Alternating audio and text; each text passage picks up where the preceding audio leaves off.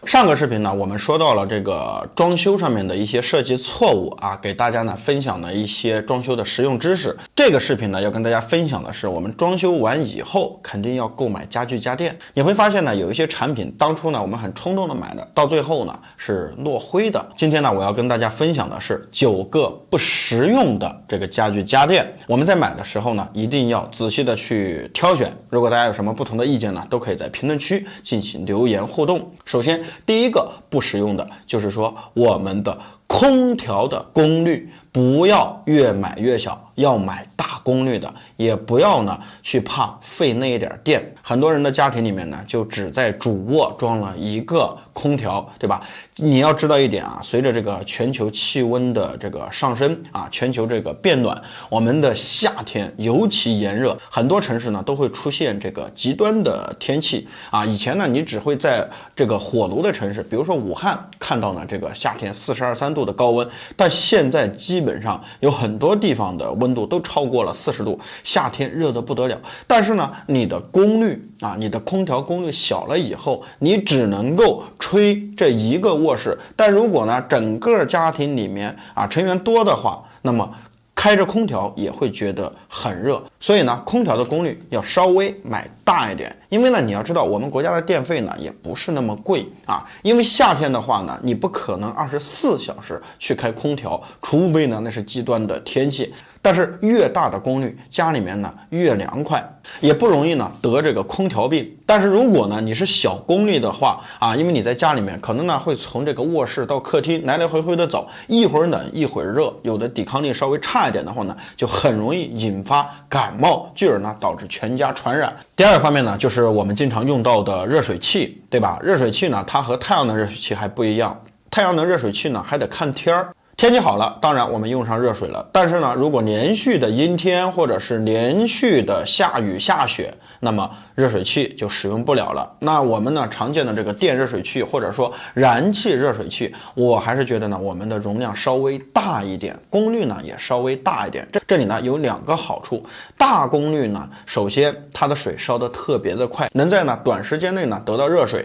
还有一点呢，就是说如果家庭成员多的话，你的大容量呢是足够大家呢去洗澡啊用水的。但是如果你功率小了以后呢，当你洗完澡以后洗一个人，那么水温呢就变成了30多度，又得重新加热到70度左右。那么如此一来呢，会耽误大量的时间。所以呢，在这个热水器或者说燃气热水器上面，选择越大的容量越好。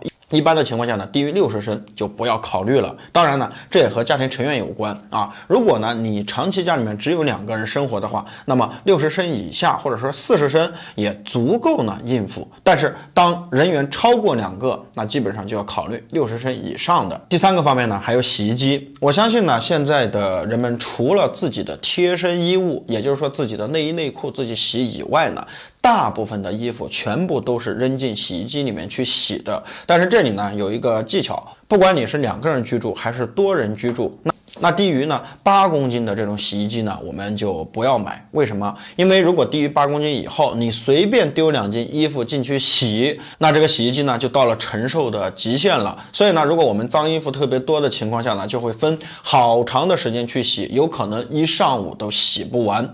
而且呢，你要知道呢，现在我们说一些大件混合洗，它洗一次的这个时间基本上呢就在1个小时左右。你想象一下，你的脏衣服多了，是不是得需要1上午？所以会非常的麻烦。包括有的时候我们洗床单、洗被罩、洗沙发垫等等，这些大物装进去以后啊，又吸水又占地方，所以呢随便塞一下，洗衣机就满了。那如果呢我们去买这个洗衣机的话，就选呢8公斤以上、10公斤或者是12公斤的，这样呢更有利于我们节省时间。第4个方面呢，还有这个厨房的水槽啊。我们在之前啊卖的房子当中，很多都是这个双水槽啊，就是一个大的一个小的。但这种水槽有一个弊端，你在刷锅的时候呢，你会感觉到局限性。因为呢，第一它放不下，第二呢它的整个容量比较小，用哪一个呢都感觉不得劲儿。其实呢，你在这个厨房水槽的选择上，我就建议大家用这个大大的单槽的这个水盆。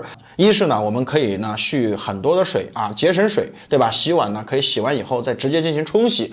第二个方面呢，就是说你的一些锅呀、瓢啊直接可以放进去全部清洗，方便又快捷。如果呢你用2个槽的话，可能呢很多时候啊你会非常的恼火，甚至呢想当场就把它给换掉。第5个方面呢，还有电视机啊，其实电视机现在呢更多充当的是一种装饰品。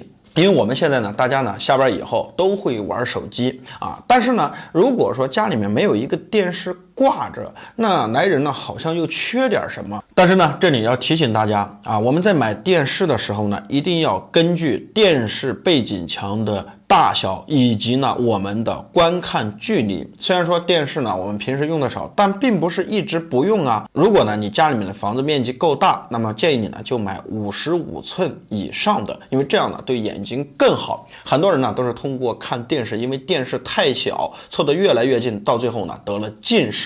但是呢你一定要考虑到这个电视和你观看的距离。如果呢家里背景墙又小，而且呢这个距离又短，那你就不要买55寸以上的。但是呢如果家庭稍微大一点的话，就建议呢买55寸的，毕竟呢现在的这个电子产品还是很便宜的。第6个呢就是我们所谓的西式的一些东西啊，就厨房的什么蒸烤箱啊、面包机啊等等。其实我要告诉你，这些东西啊真的不实用，包括咖啡机。至今呢在我的家里，咖啡机、面包机还有呢蒸箱、烤箱都让我放在一边，几乎没用。但是当时呢就是体验一个新鲜感啊，觉得呢我下班回家啊，我不想喝茶了，那么我就呢泡上一杯咖啡，有这个自动咖啡机多好啊，对吧？那我今天呢吃腻了这个油的东西，那么我现在呢就想烤一个面包吃，或者说呢我不想做饭，还有剩饭我稍微呢微波一下，等等等等啊。总之当时想的特别的美好，觉得呢这是方便了我们。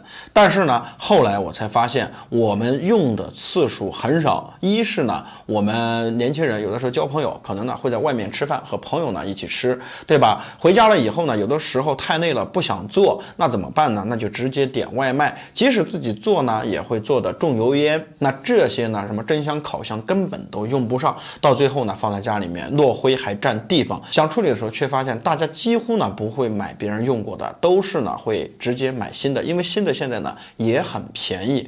所以说呢，你要考虑你的家庭以后长期是吃什么样的饭啊，对吧？你要是一直偏向西式，那么你可以买这些东西无所谓了。但如果呢你还是柴米油盐酱醋茶一样不能少的话，那么你这些东西买了实际上是不实用的。第7个呢就是卫生间的这个浴室盆啊，浴室盆呢就记住一点，稍微买大一点的。为什么要稍微买大一点的呢？当你洗头的时候你就知道了，尤其是女孩子啊，小的看起来很漂亮，但是并不实用。我们之前还是讲过，你买这些装修的东西啊，我们要讲究一个实用性啊，千万呢不要华而不实。第9点呢就是冰箱啊，因为我们常用的家居家电啊就是冰箱。冰箱呢我们可以储存食物，对吧？冰箱我们看自己家的地方，尽量呢买一个稍微大一点的冰箱啊，因为这样的冰箱呢买一个双开门的那种大型的容量的，因为这样呢你就会发现啊，家里面的菜时常都有，尤其是有疫情的时候，因为疫情还没有结束，你不知道什么时候又有疫情。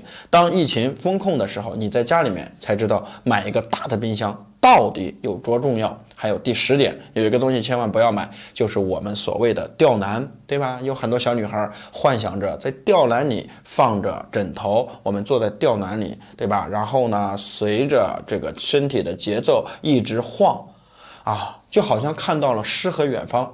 但是我要告诉你的是，当你用了半个月或者说半年以后，你会发现你的吊篮里面全是放的你家的衣服，因为它根本就不实用，只是满足了你当时的幻想而已，但是真的没有用。好了，今天的视频呢就讲到这里了，我们下期视频再见，拜拜。